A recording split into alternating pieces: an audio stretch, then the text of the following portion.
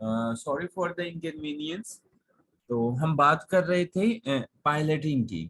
तो हम बात ये कर रहे थे कि जब आपने टेस्ट एक डेवलप करना है, क्वेश्चन एक डेवलप करना है, तो उसके अंदर हमने आइटम्स जो रखनी है, वो हमने ये ख्याल करना है कि जो टेस्ट जिस क्वेश्चनियर के जरिए हम डाटा कलेक्ट कर रहे हैं, वो जो इंस्ट्रूमेंट है वो वैलिड भी हो और वो रिलायबल भी हो। तो उसकी रिलायबिलिटी को इंश्योर करने के लिए, किसी भी क्वेश्चनियर की रिलायबिलिटी को इंश्योर करने के लिए जो हम टेस्टिंग करते हैं उसको पायलट टेस्टिंग कहते हैं। अब पायलट टेस्टिंग क्या होती है? जिसमें हम पायलट प्रोजेक्ट करते हैं ना,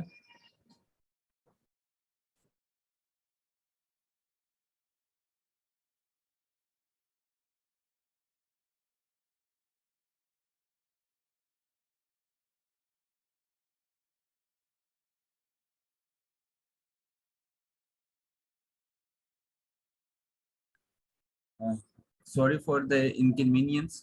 तो जो हम लोग टेस्ट कर रहे हैं, जो हम क्वेश्चनियर यूज कर रहे हैं, उसकी वैलिडिटी और रिलायबिलिटी के लिए हम क्या करते हैं? पायलट टेस्टिंग करते हैं। तो रिलायबिलिटी को इंश्योर करने के लिए हम पायलट टेस्टिंग करते हैं कि जो हमने टेस्ट बनाया उसको एक हमने स्पेसिफिक सारी पॉपुलेशन पे नहीं, ये जिन लोगों जो हमारे रिसर्च पार्टिसिपेंट्स हैं उन सब पे नहीं, उसमें से कुछ मखसूस लोगों से हमने उस टेस्ट को हल करवाया और देखा कि उसकी जो रिलायबिलिटी है वो क्या निकली है। तो रिलायबिलिटी को इंश्योर करने के लिए हम लोग पायलट टेस्टिंग करते हैं। तो पायलट टेस्टिंग के बाद हमारे पास जो दूसरा क्वेश्चन था, वो क्वेश्चन ये था कि कन्वर्जेंट थिंकिंग और डाइवर्जेंट थिंकिंग। तो कन्वर्जेंट थिंकिंग आपका होता है कि जिस तरह मैडम उस्मान ने भी बात की, focus on only focus on one point, ठीक है, वन आंसर पे वो फोकस करता है।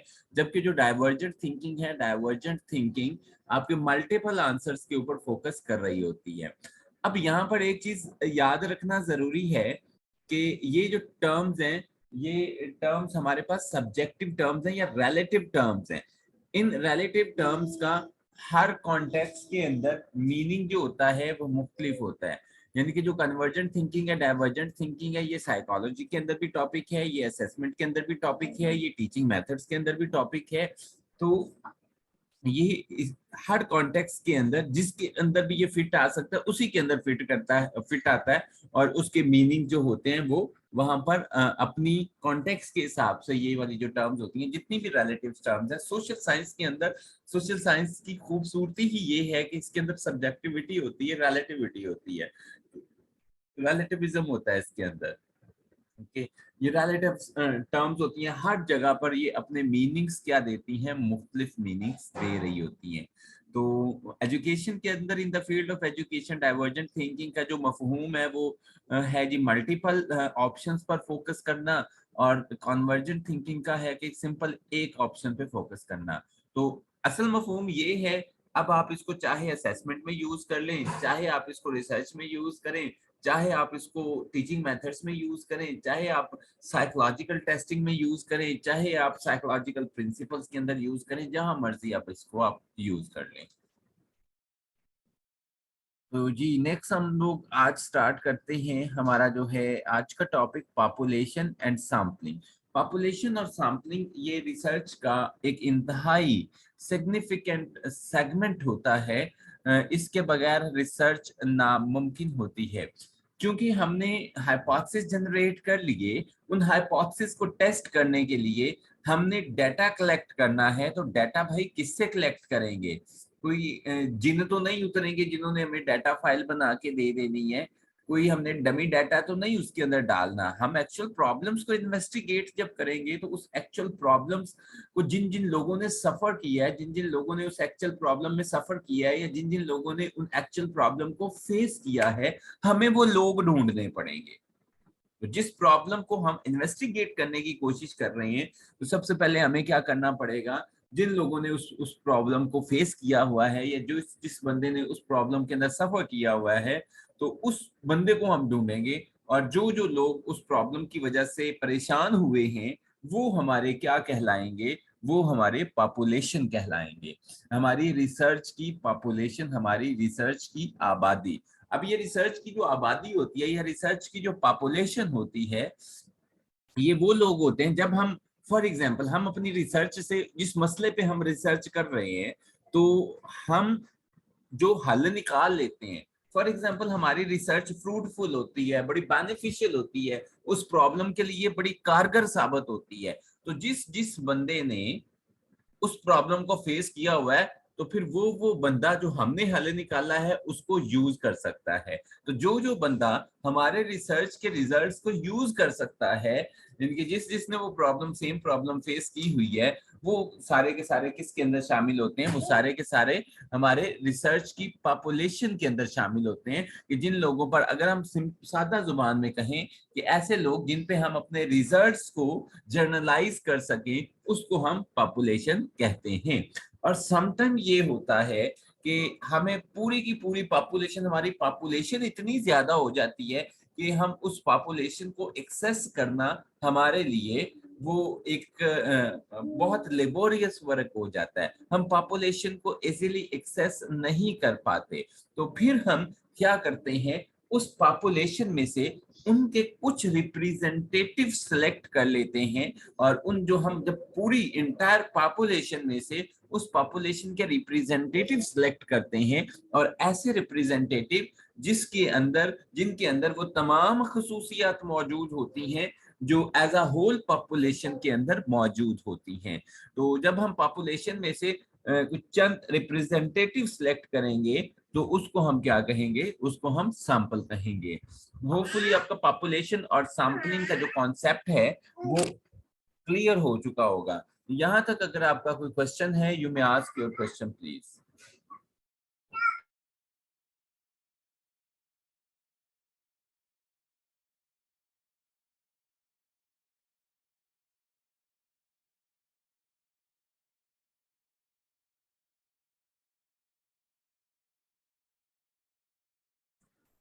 जी साइमा कलसूम, आपके पॉपुलेशन में मैंने यहाँ पर 2 पॉइंट्स बताए हैं। एक जो आपने रिपीट किया है कि जिन लोगों पर हम रिसर्च जर्नलाइज कर सकते हैं, जो लोग हमारे रिसर्च के रिजल्ट्स को यूज कर सकते हैं, या जिनको जरूरत होती है हमारे रिसर्च के रिजल्ट्स की, क्योंकि उन्होंने भी सेम प्रॉब्लम फेस की होती है।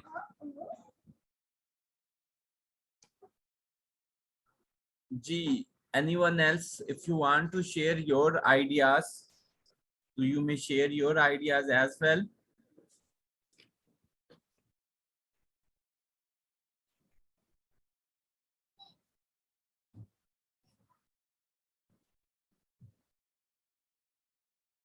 जी नेक्स्ट हम लोग चलते हैं।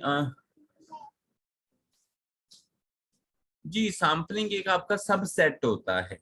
कैटेगरी में तो हम उसकी डिवीजन कर देते हैं ना, उसको बिल्कुल ही सेपरेटली डिवाइड कर देते हैं, लेकिन जो सैम्पलिंग होता है वो आपका एक सब सेट होता है और उसी पॉपुलेशन का रिप्रेजेंटेटिव होता है।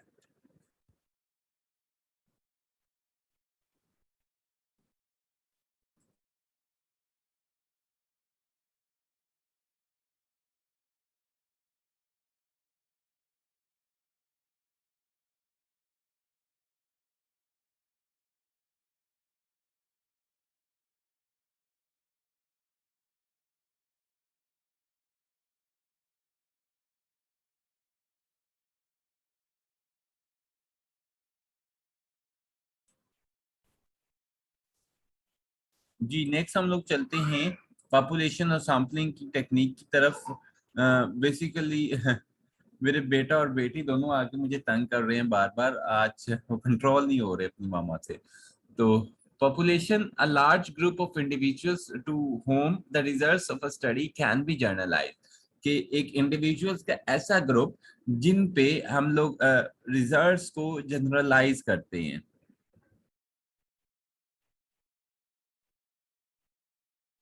जी नौशीला, इसको भी हम लोग स्टडी करते हैं कि आपकी जो पॉपुलेशन साइज है और हम सैंपल को कैसे कैलकुलेट करेंगे, इसको भी हम लोगों ने आगे डिस्कस करना है।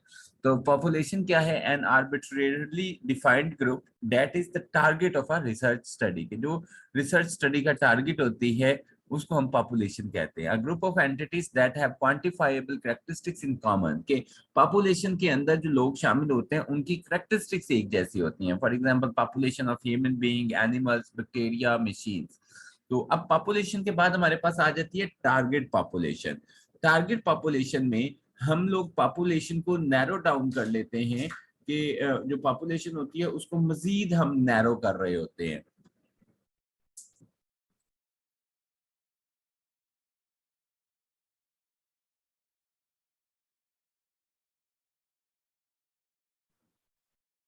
तो जब हम पॉपुलेशन को मजीद नैरो कर लेते हैं तो उसको हम क्या कहते हैं, टारगेट पॉपुलेशन कहते हैं। तो इसके आगे हम एग्जांपल भी देखेंगे, तो एग्जांपल से आपको ज्यादा क्लियर हो जाएगा। The population to be studied to which the researcher indeed wants to generalise the results of the study. तो इसको मैं आपके आगे सैंपलिंग फ्रेम आ जाता है। सैंपलिंग फ्रेम एक हमारे पास बड़ी टेक्निकल टर्म यूज की जाती है समटाइम, और कंपेटिटिव एग्जाम में ये सारी चीजें जितनी आज हम टर्म्स कर रहे हैं ये सारी पीपीएससी के पॉइंट ऑफ व्यू से बड़ी इंपॉर्टेंट है। सैंपलिंग फ्रेम किसको कहते हैं? जब हम अपनी टोटल पॉपुलेशन की लिस्ट बना लेते हैं, जब हम टोटल पॉपुलेशन की लिस्ट बना लेते हैं, पूरी की पूरी पॉपुलेशन को इन लिस्ट कर लेते हैं, तो उसको हम कहते हैं सैंपलिंग फ्रेम। क्योंकि उसी पॉपुलेशन में से, जिस पॉपुलेशन को हमने इन लिस्ट कर दिया, तो उसी पॉपुलेशन में से हमने क्या करना है, सैंपल सिलेक्ट करना है। तो सैंपलिंग यूनिट क्या होता है? जो लोएस्ट, जो स्मॉलेस्ट यूनिट होता है सैंपल का, उसको हम क्या कहते हैं? उसको हम जो सैंपलिंग यूनिट कहते हैं। एक्सटेंट के इसको कहते हैं, refers to the geographical boundaries, कि आप अपनी पॉपुलेशंस को या आप अपनी रिसर्च को जब जियोग्राफिकल बाउंड्रीज तक मैयर करते हैं, या सॉरी जियोग्राफिकल बाउंड्रीज तक बाउंड करते हैं या लिमिट करते हैं, कि मैंने भाई यहाँ तक कि मैंने सिर्फ पंजाब में करनी है, मैंने सिर्फ पाकिस्तान में करनी है, मैंने सिर्फ बलूचिस्तान में करनी है, जब आप, या मैंने सिर्फ उकाड़ा के अंदर करनी है, या मैंने सिर्फ जो अपनी रिसर्च है वो सिर्फ और सिर्फ लाहौर की जियोग्राफिकल बाउंड्रीज में रहना है, तो हमारा एक्सटेंट क्या होगा? जो हमने जियोग्राफिकल बाउंड्रीज का को डिटरमिन किया हुआ है, उनका तायुन किया हुआ है। इसी तरह टाइम आ जाता है। Time is the time period under consideration, जो हमारा टाइम होगा, जो हमने टाइम रखा हुआ है जिसके अंदर हम रिसर्च करेंगे। तो ये यहाँ से आपको समझ आएगी पॉपुलेशन क्या होती है, टारगेट पॉपुलेशन क्या होती है, एक्सेसिबल पॉपुलेशन क्या होती है, और सैंपलिंग यूनिट क्या होता है। तो टीचर्स हम कह रहे हैं जी, टीचर्स, अब ये पूरी दुनिया में टीचर्स मौजूद हैं। ये क्या है? आपकी पॉपुलेशन है। पाकिस्तानी टीचर्स आपकी टारगेट पॉपुलेशन है। और पाकिस्तानी टीचर्स में से कौन से टीचर हमने लेने? English teachers. तो इंग्लिश टीचर्स हमने लेने, और यहाँ पर हमने एक्सटेंट क्या लगा दिया? इन पंजाब प्रोविंस। यहाँ पर हमने जियोग्राफिकल बाउंड्रीज लगा दी, और इसको हम क्या कह रहे हैं? Accessible population. अब जो पंजाब के इंग्लिश टीचर्स हैं उनमें से हमने सैंपल सिलेक्ट करना है। तो mister A, miss B, mister C, missus C, जो ये हमारे पास एक इंडिविजुअल यूनिट है, और मिस्टर ए भी एक सैंपलिंग यूनिट है, मिस्टर बी भी एक सैंपलिंग यूनिट है, और मिसिस सी भी एक सैंपलिंग यूनिट है। तो होपफुली आपको population, target population, accessible population और सैंपलिंग यूनिट का पता चल चुका होगा। और जो हमने सैंपलिंग फ्रेम यूज किया है या पढ़ा है, सैंपलिंग फ्रेम किसको कहते हैं? कि जब हम अपनी टोटल पॉपुलेशन को एनलिस्ट कर लेते हैं, तो उसको हम क्या कहते हैं? सैंपलिंग फ्रेम कहते हैं। यहाँ तक अगर आपका कुछ सवाल हो तो प्लीज सवाल अपना करें, फिर हम लोग आगे चलते हैं।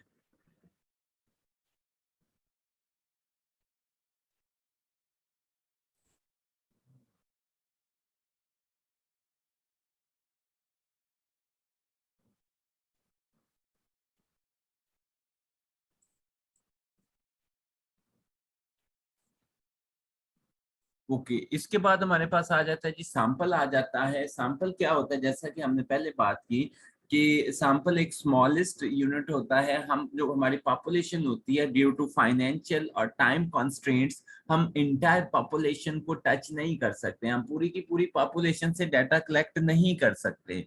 तो फिर हमें क्या करना पड़ता है? हमें सैंपल सेलेक्ट करना पड़ता है। तो ये देखिए ग्रीन आपको जो फिगर है वो किसको रिप्रेजेंट कर लिया? पॉपुलेशन को, और उसमें से हमने चंद एक लोग ले लिए, वो हमारे पास सैंपल है। A smaller subset drawn from the population to represent in the research, कि हम पॉपुलेशन से एक जो स्मॉलर है, स्मॉलर पॉपुलेशन का जो सबसेट है वो ले रहे हैं, तो उसको उसको जब हम रिसर्च में यूज करेंगे तो वो हमारे पास क्या होगा? वो हमारे पास सैंपल होगा। तो जो भी सैंपल होगा उसके अंदर वो तमाम खसूसियात होनी चाहिए जो आपकी पॉपुलेशन के अंदर होगी। कॉमन करेक्टरिस्टिक्स होंगी पॉपुलेशन की और सैंपल की। A sample is a subset of larger population of objects, individuals, households, businesses, organizations and so forth। किसी भी चीज पे जिस पे हम स्टडी कर रहे हैं उसकी हम सैम्पलिंग कर सकते हैं। तो सैम्पलिंग क्या? Sampling is the process of selecting a small portion of a population and considering it to be representative, which it may or may not be. Sampling के आगे डिफरेंट टेक्निक्स हैं जो बहुत इंपॉर्टेंट है, जिनको आज हमने करना है। क्लासिफिकेशन ऑफ सैम्पलिंग टेक्निक्स में हमारे पास क्या चीज आ जाती है? सैम्पलिंग टेक्निक्स की क्लासिफिकेशन हम दो अहम कैटेगरीज के अंदर करते हैं। एक नॉन प्रोबेबिलिटी टेक्निक्स हैं, सैम्पलिंग टेक्निक्स हैं, और एक प्रोबेबिलिटी सैम्पलिंग टेक्निक्स हैं।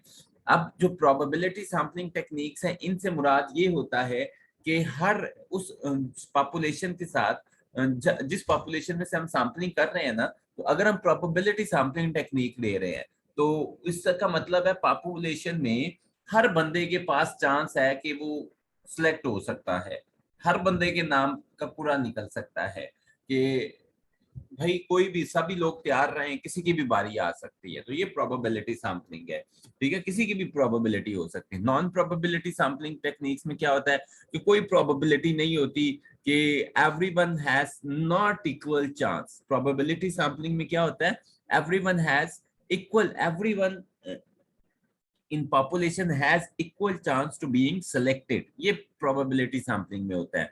और non probability sampling में क्या होता है कि हर एक के पास सिलेक्शन का, रिसर्च प्रोसेस में इन्वॉल्व होने के लिए उसके सिलेक्शन का चांस नहीं होता। जो नॉन प्रोबेबिलिटी सैम्पलिंग है उसकी टेक्निक्स हैं, कन्वीनियंस सैम्पलिंग है, जजमेंटल सैम्पलिंग है, कोटा सैम्पलिंग है, स्नोबॉल सैम्पलिंग है। इसी तरह जो प्रोबेबिलिटी सैम्पलिंग है, इसकी आगे फर्दर दो टेक्निक्स हैं, सिंपल रैंडम सैम्पलिंग है, सिस्टमैटिक सैम्पलिंग है, स्ट्रैटिफाइड सैम्पलिंग है, और क्लस्टर सैम्पलिंग है। सम टाइम जो सिस्टमैटिक सैम्पलिंग है, कुछ जो एक्सपर्ट्स हैं वो सिस्टमैटिक सैम्पलिंग को नॉन प्रोबेबिलिटी सैम्पलिंग के अंदर रखते हैं, लेकिन वो जो जब सिस्टमैटिक सैम्पलिंग को नॉन प्रोबेबिलिटी सैम्पलिंग में रखते हैं, वो यहाँ पर हमने उसको कोटा सैम्पलिंग अलहदा से डिस्क्राइब किया हुआ है। तो probability sampling में क्या है? Method of sampling in which participants are selected randomly from a population in such a way that the researcher knows the probability of selecting each participant, कि कोई भी select हो सकता है, हर एक का chance है, everyone has equal chance।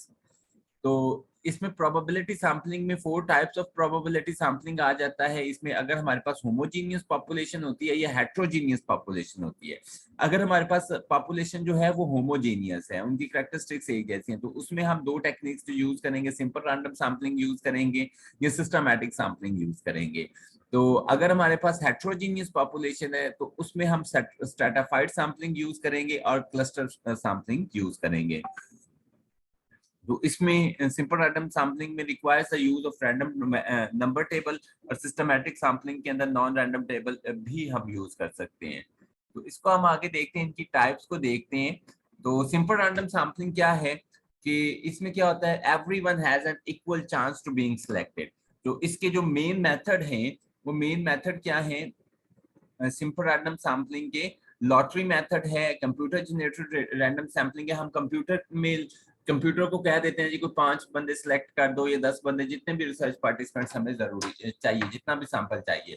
Lottery method में क्या करते हैं, हम जो सैम्पलिंग फ्रेम होता है उसको एक फिश बाउल मेथड, हम ये फिश बाउल मेथड भी कहते हैं, लॉटरी मेथड भी कहते हैं। तो हम उसको एक वो बर्तन के अंदर डालते हैं और वहां से एक डिब्बे के अंदर डालते हैं और वहां से पूरा निकाल लेते हैं कि भाई कितने कितने नाम, किस किस के नाम की पर्ची निकली है, तो किस किस के नाम का पूरा निकला है। तो ये लॉटरी मेथड है। रैंडम नंबर टेबल क्या है कि हम रैंडम डिजिट बनाते हैं, एक टेबल बना लेते हैं और उसमें से हम कोई भी डिजिट सेलेक्ट कर लेते हैं।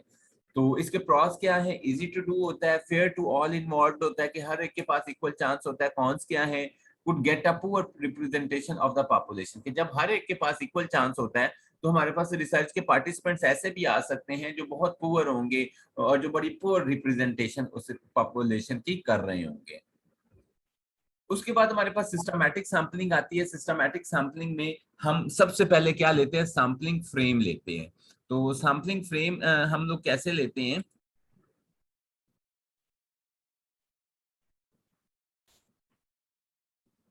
फॉर एग्जांपल हमने सैम्पलिंग फ्रेम पीछे डिस्कस किया था। सैम्पलिंग फ्रेम में हम लोगों ने कर दिया जी, सैम्पलिंग जो फ्रेम है हम वो लेते हैं। सैम्पलिंग फ्रेम को हमने टेबल्स की सूरत में लिख दिया। इनके सैम्पलिंग फ्रेम क्या था, टोटल की टोटल आपकी पॉपुलेशन थी। फॉर एग्जांपल मैं यहाँ पे लिख रहा हूँ 1 है, 2 है, 3 है, 4 है, 5 है, यहाँ पर 6 है, 7 है, 8 है, 9 है, 10 है, 11 है, 12 है, 13, 14 है, 15 है। हमने ये सैम्पलिंग फ्रेम बनाया। तो अब ये सैम्पलिंग फ्रेम क्या करेगा, जो सैम्पलिंग फ्रेम हम कहते हैं कि पूरी की पूरी आप जब पॉपुलेशन की लिस्ट बना लेते हो उसको हम सैम्पलिंग फ्रेम कह देते हैं। तो जब हमने ये सैम्पलिंग फ्रेम बना दिया, अब हम क्या करेंगे, अब हम इसमें से सैंपल को सिलेक्ट करेंगे। तो सैंपल को कैसे सिलेक्ट करेंगे, हमने इक्वल इंटरवल से सैंपल सिलेक्ट करते जाना है। तो जो इक्वल इंटरवल होगा, जो नंबर हम लोग सिलेक्ट करेंगे, उसको हम क्या कहेंगे, उसको हम कहेंगे कि ये हमारे पास जो इक्वल इंटरवल होगा ना, उसको हम कहेंगे kth नंबर्स कहेंगे। तो इसमें ये देखें, ये फार्मूला है, सॉरी, इसमें जो हमारे पास फार्मूला होता है, इसमें टोटल पॉपुलेशन होती है, टोटल पॉपुलेशन होती है। टोटल पॉपुलेशन को हम कैपिटल एन से जाहिर करते हैं, और एक हमारे पास जो सैंपल होता है, सैंपल को हम जो लोअर केस एन है उससे शो करते हैं। तो ये हमारे पास आ जाता है। फॉर एग्जांपल हमारे पास टोटल पॉपुलेशन है 15 की, और 15 में से हम लोगों ने क्या करना है, 15 में से हमने 3 लोगों का सैंपल लेना है। तो या हमने 5 लोगों का सैंपल लेना है, 15 में से हमने सैंपल में कितने लोग सिलेक्ट करने हैं, 15 में। तो हमारे पास सैंपल कितना निकलेगा, इसको डिवाइड करें तो ये हमारे पास निकलेगा 5, 3, 15। ठीक है। तो अब हमने देखना है कि हर तीसरा बंदा जो होगा वो हमने सिलेक्ट करना है इक्वल इंटरवल के साथ। यानी कि जो हमारे पास पार्टिसिपेंट्स हैं, ये सैम्पलिंग फ्रेम में सारे पार्टिसिपेंट्स मौजूद हैं। तो 3 के इंटरवल से हमने बंदा सिलेक्ट कर लेना। पहला हमने 1 सिलेक्ट किया, दूसरा हम कौन सा सिलेक्ट करेंगे, 2, 3। तो दूसरा हम 3 करेंगे, इसमें सिंगल इन्वर्टर आ गया, मेरा ख्याल 4 करेंगे। और तीसरा हम क्या करेंगे, 5, 6, 7, 7 करेंगे। फिर हम करेंगे 8, 9, 10 करेंगे। ये कितने हो गए, 1, 2, 3, 4, बल्कि पहला पांचवा 3 के इंटरवल से करना है हमने। 1, 2, 3, 4, 5, यानी कि सैंपल साइज हमारे पास 5 आना चाहिए। पहला ये 5 हो, पहला 1 होगा, फिर 3 के इंटरवल से 5 होगा, फिर 3 के इंटरवल से 9 होगा, फिर 3 के इंटरवल से क्या हो जाएगा, 11, 12, 13, 14 हो जाएगा। तो 14, 9, 4, 5, इसी तरह आप जो इक्वल इंटरवल निकलेगा उसमें से आप क्या करते जाओगे, उसमें से आप जो आपकी है नंबर्स या पार्टिसिपेंट्स, उनको सिलेक्ट करते जाओगे। अब ये जो इक्वल इंटरवल है, या जिस नंबर को आप सिलेक्ट कर रहे हैं, उसको हम क्या कहते हैं, उसको हम केथ नंबर कहते हैं। तो ये पीपीएससी के हवाले से इंपॉर्टेंट क्वेश्चन है कि सिस्टमैटिक सैंपलिंग के अंदर जो हमारे पास एलिमेंट होता है, जिसको हम सैंपलिंग फ्रेम में से सिलेक्ट करते हैं, जिस नंबर को सिलेक्ट करते हैं, उसको हम केथ नंबर कहते हैं। और केथ से मुराद, के टी एच से मुराद केथ नंबर है। तो ये हमारे पास सिस्टमैटिक सैंपलिंग होती है। चलें जी, सादिया शरीफ वो देख लीजिएगा, मैं भी कंफ्यूज हो रहा था उसमें, वो ज्यादा एनोटेशंस लग गई थी इसमें। तो समझ आ गई वैसे आपको सिस्टमैटिक सैंपलिंग की।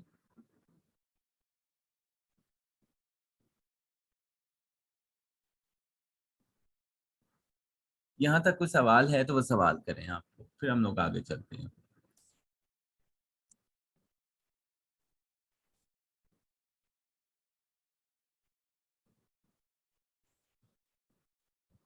नेक्स्ट हमारे पास है जी स्ट्रैटाफाइड सैंपलिंग। स्ट्रैटाफाइड सैंपलिंग में सबसे पहले हम क्या करते हैं, हमारी जो पॉपुलेशन होती है, उस पॉपुलेशन को हम क्या करते हैं, डिफरेंट होमोजीनियस ग्रुप्स के अंदर डिवाइड कर लेते हैं।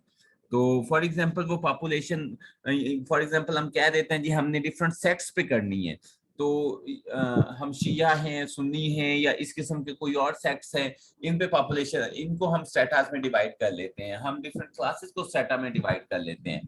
तो the sample frame is divided into strata or groups according to certain characteristics, and then a simple random और systematic sampling will be applied on each stratum. कि सबसे पहले जो हमारा पॉपुलेशन का जो सैंपलिंग फ्रेम होता है, सैंपलिंग फ्रेम मैं दोबारा बता रहा हूँ कि सैंपलिंग फ्रेम में तमाम की तमाम पॉपुलेशन को इनलिस्ट किया होता है। तो उसमें से हम उनके स्टेटास बनाते हैं होमोजेनेटिक्स की बेस पे, होमोजेनेटिक कैरेक्टरिस्टिक्स की बेस पे होमोजीनियस ग्रुप्स बनाते हैं जिनकी कैरेक्टरिस्टिक्स एक जैसी होती है। मिसाल के तौर पे हमने डिफरेंट क्लासेस पे रिसर्च करनी है। हम कहते हैं जी जो है हमारे पास 20 स्कूल है, 20 स्कूल की हमने मुख्तलिफ क्लासेस पे रिसर्च करनी है। तो हम कहते हैं 20 जो स्कूल हैं उसमें से हमने उसकी जो 5वीं क्लास है वो सारी की सारी एक अलग स्ट्रेटा बन जाए। जो 20 स्कूल है उनकी जो 8वीं क्लास है वो सारी की सारी एक अलग स्ट्रेटा बन गई। और जो हमारे पास 20 स्कूल है उनमें से जो 10वीं क्लास है वो एक अलग स्ट्रेटा बन गई। तो जब स्ट्रेटिफिकेशन हम कर देते हैं उनकी होमोजेनेटिक कैरेक्टरिस्टिक्स की बेस पे, उसको हम क्या कह देते हैं, उसको हम स्ट्रेटाफाइड, हमने डिफरेंट स्ट्रेटा बना दिए। अब जो 5वीं क्लास का था, 5वीं क्लास की पॉपुलेशन अलहदा हो गई, जो अब 8वीं क्लास की थी वो अलहदा हो गई, अलहदा स्ट्रेटा बन गया। और जो 9वीं क्लास का था सॉरी 10वीं क्लास का था वो अलहदा स्ट्रेटा बन गया। तो हर स्ट्रेटा में से हम सिंपल रैंडम सैम्पलिंग के जरिए, इनके लॉटरी मेथड के जरिए आगे फर्दर सैंपल सेलेक्ट कर लेते हैं। इनके स्ट्रेटाफाइड सैम्पलिंग में पहले हम स्ट्रेटास बनाते हैं और उन स्ट्रेटास में से दूसरे सेगमेंट में दूसरी स्टेज पे हम सिंपल रैंडम सैम्पलिंग के जरिए सिलेक्ट कर लेते हैं, पार्टिसिपेंट्स को सिलेक्ट कर लेते हैं। तो सिंपल जो सैम्पलिंग होती है इसकी दो, यानी कि ये देखें पॉपुलेशन है, पॉपुलेशन में पहले स्टेज 1 में आपने क्या किया, स्टेज 1 में आपने डिफरेंट स्ट्रेटास बनाए, ठीक है, 3 स्ट्रेटास आपने बना लिए। अब इन 3 स्ट्रेटास में से आपने क्या काम करना है, आपने सैंपल सेलेक्ट करना है। हर स्ट्रेटा में से आप लोग क्या कर रहे हो, सैंपल सेलेक्ट, सॉरी ये क्लस्टर सैम्पलिंग किए, तो आप हर स्ट्रेटा में से सैम्पलिंग सेलेक्ट करते हो। तो जो स्ट्रेटाफाइड सैम्पलिंग होती है, स्ट्रेटाफाइड की सैम्पलिंग की जो दो इकसाम है, एक प्रोपोर्शनेट स्ट्रेटाफाइड सैम्पलिंग है और एक डिसप्रोपोर्शनेट स्ट्रेटाफाइड सैम्पलिंग है। अब ये जो प्रोपोर्शनेट और डिसप्रोपोर्शनेट स्ट्रेटाफाइड सैम्पलिंग है, इससे क्या मुराद है, तो फॉर एग्जांपल आपने 3 स्ट्रेटास बनाए, 3 स्ट्रेटास में पहले स्ट्रेटा में आपके पास आए हैं जी, आप कहते हैं जी हमने टोटल पॉपुलेशन का 30% या हमने टोटल पॉपुलेशन का 30% सैंपल लेना है। तो आपने 3 स्ट्रेटा बना लिए। तो पहली जो स्ट्रेटा था उसमें आपके पास 40 स्टूडेंट हैं, दूसरा स्ट्रेटा है उसके में आपके पास 25 स्टूडेंट है, तीसरा स्ट्रेटा है उसमें आपके पास 60 स्टूडेंट है। तो जब आप 60 का 30% निकालेंगे तो जो सैंपल साइज आएगा, फिर आप वो 30 यानी कि 60 का अगर आप 30% निकालते हैं, जब हम 60 का 30% निकालते हैं तो वो कितना बन जाएगा, 60 का अगर 30% निकालेंगे तो कितना बनेगा। फॉर एग्जाम्पल हमारे पास पहला स्ट्रेटा में 60 लोग हैं और उसका हमने 30% निकालना है, तो ये हमारे पास तकरीबन 18 स्टूडेंट्स बन जाएंगे। तो उस स्टेटा में से, जिनके 60 स्टूडेंट वाले स्टेटा में से हमने जब 30% लिया, वो हमारे पास 18 स्टूडेंट बन गए। अब हमारे पास 30 स्टूडेंट है, तो 30 स्टूडेंट में से हमने उसका 30% लिया, तो वो हमारे पास कितने स्टूडेंट बन गए, 9 स्टूडेंट बन गए। यानी कि पहले स्टेटा में से 60 स्टूडेंट वाले स्टेटा में से हम कितने लोग ले रहे हैं, हम उसमें 18 लोग ले रहे हैं।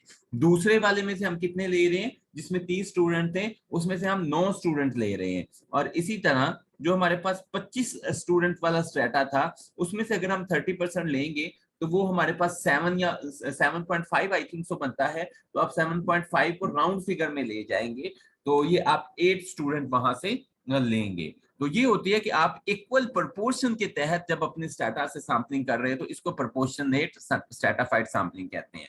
तो डिसप्रोपोर्शनेट स्ट्रेटाफाइड सैम्पलिंग क्या होती है, जब आप इक्वल प्रोपोर्शन को मद्देनजर नहीं रखते, जो 60 वाला आपके पास स्ट्रेटा है उसमें से भी आप लेते हो 10 स्टूडेंट लेते हो, जो 30 वाला है उसमें से भी 10 लेते हो, और जो 25 वाला है उसमें से भी 10 स्टूडेंट ले रहे होते हो। ये डिसप्रोपोर्शनेट सैम्पलिंग होती है।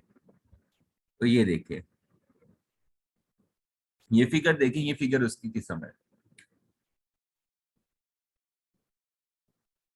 जी। स्ट्रेटाफाइड सैम्पलिंग में अगर आपका कोई क्वेश्चन हो तो वो करें।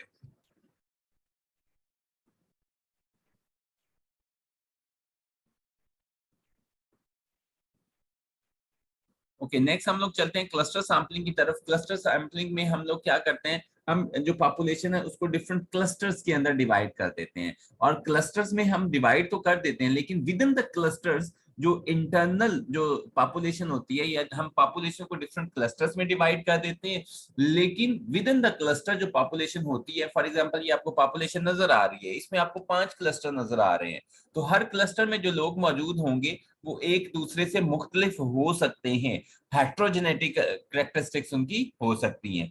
Cluster sampling is a sampling plan used when mutually homogeneous yet internally heterogeneous groupings are evident in a statistical population.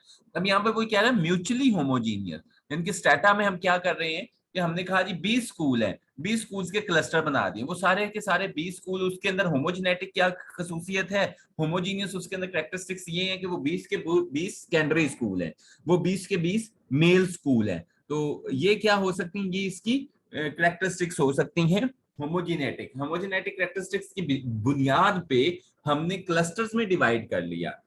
तो जब हमने क्लस्टर्स में डिवाइड कर लिया तो विद इन द स्कूल जो टीचर होंगे, किसी के पास कोई एमए की डिग्री होल्डर है, किसी ने एमफिल किया हुआ है, किसी ने पीएचडी किया हुआ है, किसी ने बीए बीएससी की हुई है, तो आगे ये जो वेरिएशंस आ रही है उनकी कैरेक्टरिस्टिक्स के अंदर, इस वजह से हम उसको कह रहे हैं कि इंटरनली क्या होते हैं, हेट्रोजीनियस होती है।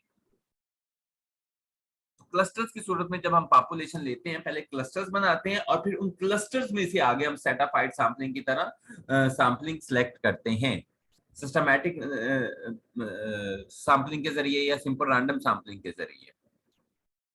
ये देखिए जी, ये आपके पास क्लस्टर 1 है, ये क्लस्टर 2 है, ये क्लस्टर 3 है, ये क्लस्टर 5 है, ये क्लस्टर 4 है। तो आपने क्या किया, आपने क्लस्टर 1 से 4 लोग ले लिए, क्लस्टर 5 से 4 लोग ले लिए। तो क्लस्टर सैंपलिंग में कि आगे दो किस्में हैं, 1 स्टेज क्लस्टर सैंपलिंग है और 2 स्टेज क्लस्टर सैंपलिंग है। तो when all units in the selected cluster are selected, कि जब हमने जो इनमें से क्लस्टर सिलेक्ट किए ना, तो हमने इन 5 क्लस्टर में से सिर्फ 2 क्लस्टर सिलेक्ट किए हैं। तो इन 2 क्लस्टर्स के जब हम तमाम की तमाम, यानी कि क्लस्टर 1 में टोटल कितने घर हैं, 1 2 3 4 5 6 7 8, 8 और 4 12 घर है। अगर हम क्लस्टर 1 के 12 घर ले लेते हैं और क्लस्टर 5 के हम ये जो सारे घर हैं, ये सारे के सारे घर ले लेते हैं, तो इसको हम क्या कहेंगे, इसको हम 1 स्टेज क्लस्टर सैंपलिंग कहेंगे। तो अगर हम क्या कहते हैं 2 स्टेज में क्या है, only some units from a selected cluster are taken using simple random और सिस्टमैटिक सैंपलिंग मेथड के, जब हम कुछ वहां से जो पार्टिसिपेंट्स लेंगे रिसर्च के लिए, इसको हम क्या कहेंगे, ये हमारे पास 2 स्टेज क्लस्टर सैंपलिंग है जी। यहां तक अगर आपका कोई क्वेश्चन है तो आप क्वेश्चन करें प्लीज। नॉन प्रोबेबिलिटी सैम्पलिंग है, नॉन प्रोबेबिलिटी सैम्पलिंग को हम इंशाल्लाह ताला जो हमारा नेक्स्ट सेशन अभी 2 मिनट बाद स्टार्ट होगा उसमें डिस्कस करेंगे। तब तक अगर आप इसमें कोई चीज ऐड करना चाहते हैं सैम्पलिंग में, तो आप प्लीज ऐड करें, हमारे इल्म में भी इजाफा करें।